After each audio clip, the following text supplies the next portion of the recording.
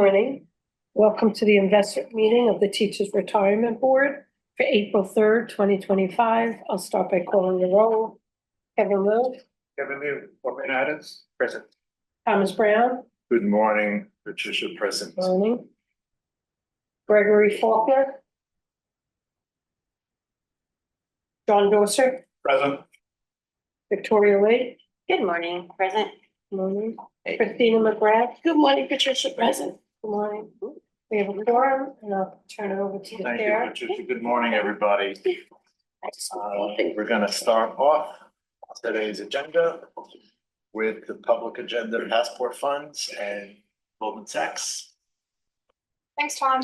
Thanks, Amanda. I think Gina from our team is queued up to share the February flash.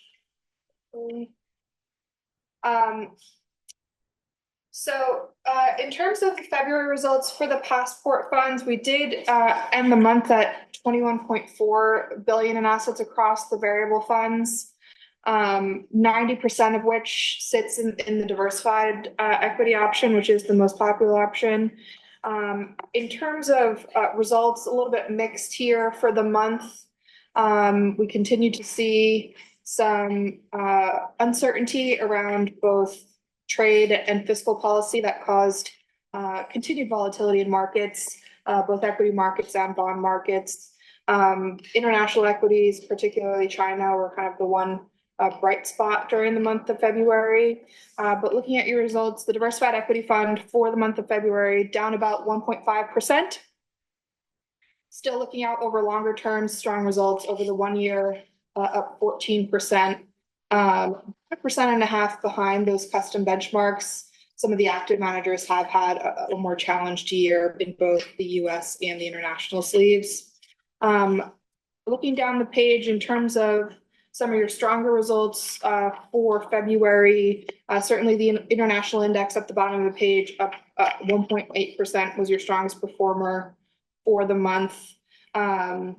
Weaker results from the sustainable equity fund, not surprisingly, given that growth markets in general have been most exposed to the big tech names that have seen a pullback here in the first quarter. So that sustainable equity fund down around 5%. Again, still strong results over the longer term. Thank you. On February, if not, Gina, do you mind flipping over to the March benchmark report, please? So as usual, it's a little bit too early to share official March results, but we do have the benchmark report to share preliminary benchmark-based results. And March was essentially a continuation of the same from February. We saw, again, negative results in the US equity markets, but positive results across some of the non-US equity markets. And in terms of the variable funds here, you saw a little bit of a positive from the fixed income portion of your balanced option, but everything else kind of modestly negative, and a lot of it driven by not necessarily actual impact to US markets yet from tariffs, right? We've still seen in the first quarter strong corporate earnings, consumer spending continuing, but that sentiment has certainly impacted market results and been a key driver here of a lot of the volatility we've seen. So overall, again, mostly modestly negative. The diversified equity fund we're estimating to be down about 4.5% for March. Thank you for that report. Substance of the report. Thank you. So, Steve, pension fund market commentary. So just a quick update, Mr. Chair, Thank you. of what's going on in the world today. I think Donald has the slides. That's an April Fool's joke. It's not quick. Yeah. Maybe one more ahead. It's been an interesting time in the markets, as Amanda reflected earlier, and she touched on a really important word, sentiment. And that spills over to investor sentiment, consumer sentiment, business sentiment. And sentiment right now is obviously very negative given the amount of uncertainty coming out of Washington. We had the announcement of across the board tariffs on all of our major trading partners yesterday. We continue to see how that plays out in the marketplace. I was trying to get an update. I did see at the open that the NASDAQ was off almost 4.4% today alone in early trading. So very volatile day, a lot of uncertainty associated with what really pans out. The concern around the increase in tariffs right now is that it's going to slow growth and it's also going to be inflationary. So those two things combined really stagflation and makes it much harder for the Fed to do their job. And the speculation is all over the map in terms of the Fed's next move, whether it's down, whether it's this year or the second half of this year. But again, I think the uncertainty is going to keep the Fed on the sideline for at least a little bit of time. This slide, as you reflected here again, it just looks at economic growth, really focused more on the December 24 quarter end. You can see the U.S. economic growth above trend at 2.5%. Much stronger in China relative to earlier expectations at over 5%. UK continues to struggle. Japan above trend at a little over 2%. And Germany's been in a technical recession for I believe 3 quarters at this point. We'll get new numbers out or advanced estimates on GDP for the first quarter this year on April 30th. So all eyes will be on that to see how the economy is faring in terms of the negative sentiment we're experiencing today. Below that, you can see inflation. Inflation continues to be still stubbornly high, above the Fed's 2% target, above the Bank of the European Central Banks or the ECB's target of 2%, and the UK's target of 2%. So more work to be done there. We do think that the tariffs will equate to an additional tax or a cost on both companies and consumers, will push prices up, which is inflationary. On the upper right-hand side, just a quick look at employment. Employment in the U.S. is actually quite strong. We had a non-farm payrolls report for February last month, where we showed actual being up 151,000 jobs. That's quite strong. Unemployment at 4.1%. Again, that's not necessarily negative. I think above 4.5% may be a little more challenging for the Fed. We get another non-farm payroll report tomorrow morning at 8:30.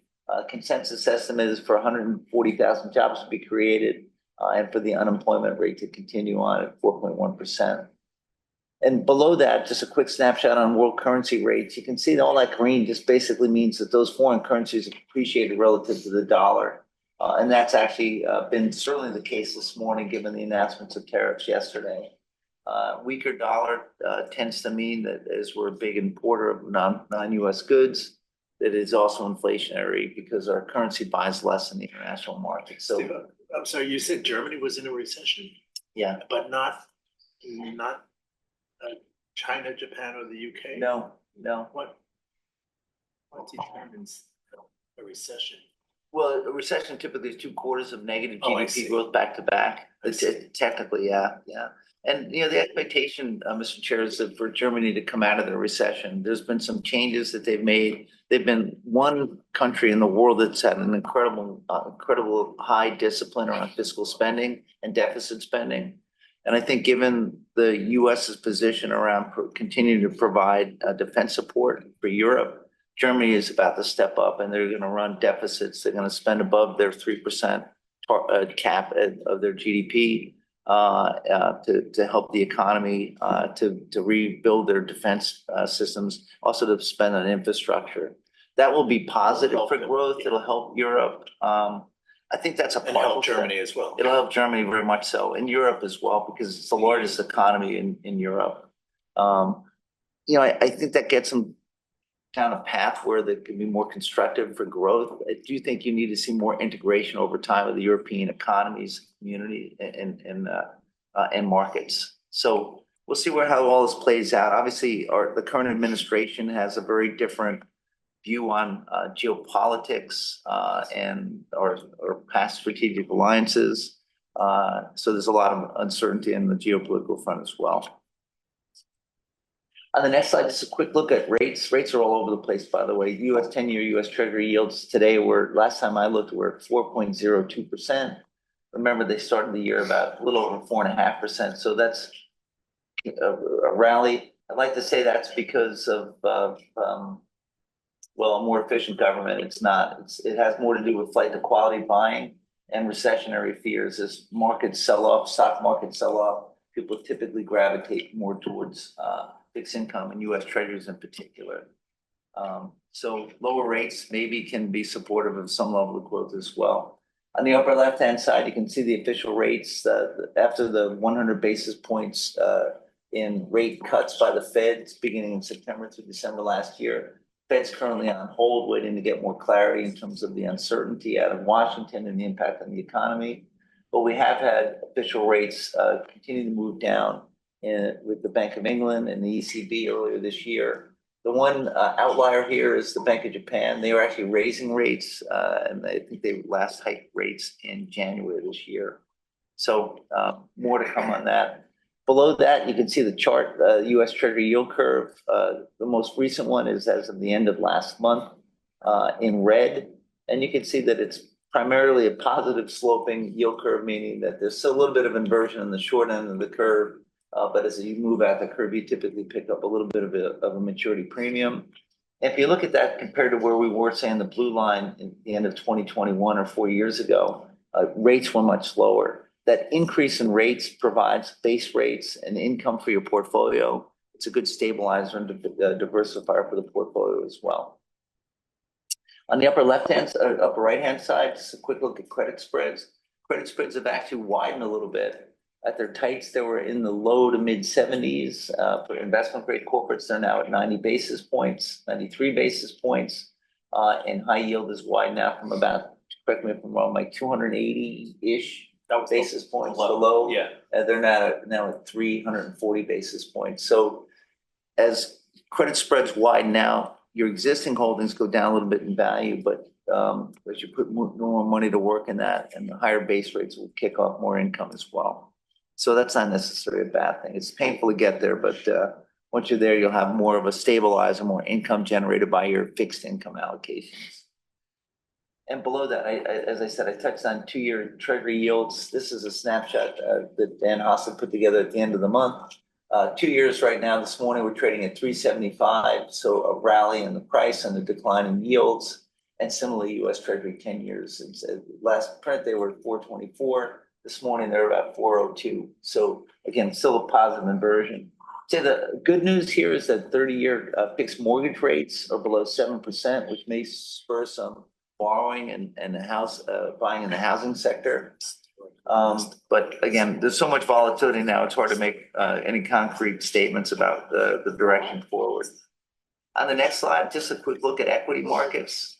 And what's striking on the left-hand side of the chart is the US equity markets and North American equity markets are off across the board. And you can see that up in top on red, year-to-date returns, say for the Dow or the S&P, down 5.3%.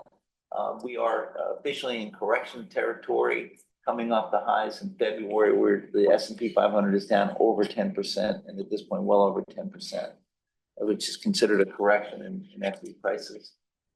Europe, given some of the occurrences and again, statements around Germany and their inclination to spend more money to fiscally stimulate the economy, has actually helped that economy as well. And the last, maybe skip ahead one slide. Let's skip fixed income given the volatility. The next slide just looks at teachers' returns through the end of February. And you can see that it's been a little challenging. In the 1 month section, US equities were off quite substantially. And unfortunately, that's continued on the last 2 days, particularly today, down 2%. If you remember your last strategic asset allocation, you reduced your exposure slightly to US equities. You increased your exposure slightly to developed markets, and you took your exposure to emerging markets down over 3%, and reallocated that more towards private assets, which haven't performed great in the last 2 years, but it is good time to be putting your money to work there, I believe. Again, we tend to try to focus on the long-term outcomes and investment horizon. And on the far right, you can see 10-year returns. US equities 12.4% versus a current average expectation across the general consultants of 6.7% on annualized for the next 10 years. Actually, at this point, it's the next 8 years, I guess. But again, you've hit your 7% target over the last 10 years, and we do hope to improve on that as well. And with that, I'll open up to any questions. Thank you, Steve. Any questions for Steve? Thank you, Steve. Appreciate it. So our bogey's been 7% for 10 years and we've hit it. Yeah. I mean, I think you just lost over, but that's not the point of us being here, is Yeah. to hit the 7%. Tone of his voice is Yeah. not the same. Well, I'm still trying to be optimistic with the Yeah. current administration. I mean, the tariff trade, I have just fundamental and philosophical concerns about the direction. There's a lot of uncertainty. That uncertainty is gonna pull down growth, and it's probably gonna be inflationary. So it's gonna be probably a tough next year at least. But you have to think that this administration was also elected on a pro-business agenda, decreasing regulations, potentially maybe returning some of the animal spirits to the marketplaces over time. I think the current president's also been pretty consistent in his communication. No one thought he would do what he said he would do, but he's done everything he said he's gonna do. And I don't know that that's a good thing or a bad thing, but it's consistent with what he campaigned again for, and on. We'll see if he follows through with tax cuts and other things that are more pro-business that can potentially provide more uplift to the economy, into the markets, down the road. Would tax cuts increase the national debt? It would. I think that's why the perception, at least in the current administration, is that the more they can raise tariffs, the more perceived income. Again, it's a tax on consumers, it's a tax on businesses, but it could be seen as a revenue source that will offset the tax cuts at some point. But we're still running massive deficits, notwithstanding the fact that DOGE has been in the headlines in terms of cutting some costs. I don't know how much of that's real. We still have some real fiscal challenges ahead of us as well. The takeaway is long-term horizon. Long-term horizon, yeah. I mean, that's you're as trustees, your position is not to panic. We're professional investors, as institutional investors. You're not supposed to overreact to these things. We do have to recognize that they will impact some of the key drivers of performance over time. Those drivers, whether it's public markets or private markets, are GDP growth, inflation, productivity, government spending, and private capital flows, to name the 5 primary ones. So those are all impacted by what's going on right now. I don't know, Mike, if your assumptions have changed. It's probably too early and too uncertain to make determinations. Yeah, probably a few weeks away from between now and when we update our assumptions. But in terms of the overall outlook for this year, we've become a little bit more pessimistic in terms of where we end the year from a GDP growth standpoint.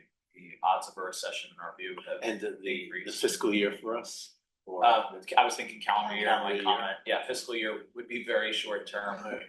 So mindful of the short-term market reaction to some of the news, and obviously that's playing out in markets as we speak. You're coming into the second calendar quarter, fourth quarter of your fiscal year from a position of strength, having done over the 7%. And if markets continue, unfortunately, taking the news coming out of Washington as a negative, it's possible that starts to eat into the fiscal year to date return. No time to panic. We'll see how this plays out, but it is a very different dynamic. It's also a different inflationary situation. Coming out of COVID, you had the inflation was really driven more by demand pulling prices up because there was scarcity of goods. This is more of a cost push type of inflation, where the input costs because of the tariffs go up, and it's a little harder for the Fed to control. Stagflation is really tough for the Fed because it's they've got a dual mandate of promoting economic growth and price stability. kind of go work in the opposite direction. In stagflation, you've got declining growth and higher inflation. It's tough for I think back to the 1970s. So, John, so recognizing we have an all-weather portfolio that is supposed to, and we are the ultimate long-term investors. Yeah. I guess my question is, does that speed up the timeline to tweak the asset allocation, to look at certain factors? Does it compress it from like 7 years to like 5 years, or like 5 years to 3 years? Is that just something that we should be mindful of in like the next, I don't know, 2 years? That, recognizing that like there's things way out of the control of the investment world. At what point do we have to? Actually, John, I'll say this in all seriousness. I think that is an outstanding question. That's a really good question. Every once in a while. Every now and then we get lucky. No, that is the question, John. So we touched on the fact that those key fundamental drivers of economics and performance, as they change, your outlook has to change. So I'll give you an example. When we had the significant backup in interest rates in 2022, 2023, and Mike, you could opine on this or speak to this better, but I was told by one of the consultants, and it may have been Mike Fulvio sitting to my right, that fully 25% of their clients, their institutional clients, were going through a strategic asset allocation review because so much had changed in terms of base rates. Yes, yeah, that probably was me. You wonder today, given the magnitude of the changes, if they do come to pass and the impact on the economy, whether that will require us to rethink the strategic asset allocation again.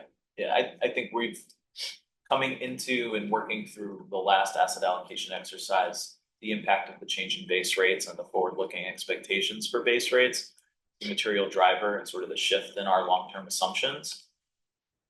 I also think about, to the comment you made earlier, Steve, how much uncertainty there is now, or at least it feels in the short term, how the portfolio may stand to do better in that type of environment. And I think whether it was fortuitous or us all being collectively smart, shifting and having sort of dry powder to put to work in private markets, where so much more of the economy today is operating in private markets, you have the benefit of deploying capital into an environment where there's more uncertainty, should result in more opportunities as well for the system. So A little more comforting. Comforting, it does demand that you are making the right selections with respect to your active managers, I think, more than ever, because it's, I think, still the expectation that a rising tide may not necessarily lift all boats as it did in the prior 10-year period. Thank you, Michael.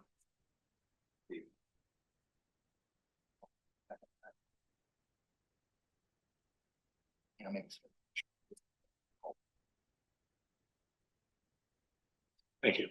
I think that brings us to the end of our public session. Is there a motion to go into executive session? So, Any discussion? All those in favor of going into public session say aye. Aye. Aye. All those opposed say nay. Any abstentions? We're now in public session. Thank you. Second. Executive. Oh, I'm sorry. We're now in executive session. And now we're going to have a readout, I believe, from our own Priscilla Bailey. Oh, Sorry. Thank you, Mr. Chair. Thank you. In the executive session of the Passport Fund, there was no manager update. However, there was an update on a service provider. Consensus was reached. In the executive session of the Pension Fund, there was an update on preliminary performance. There was a manager update, which was then followed with an update on a portfolio construction matter. Consensus was reached. There was a private equity presentation. Consensus was reached. In the final presentation presented to the board in the executive session of the Pension Fund was an alternative credit presentation. Consensus was reached. Details to be made available at the appropriate time. Thank you. Thank you. Priscilla. Thank you so much. And as always, before I ask for a motion to adjourn, I would like to acknowledge our reporter, William. Thank you. And our TRS tech, Richard, without whom this meeting would not have been possible. So we are very appreciative of that. And with that, is there a motion to adjourn? So moved. I hear a motion, and is it seconded? Second. Any questions, comments? All those in favor of adjourning, please say aye. Aye. Those opposed say nay. Any abstentions? We are adjourned. Thank you, everybody. Thank you.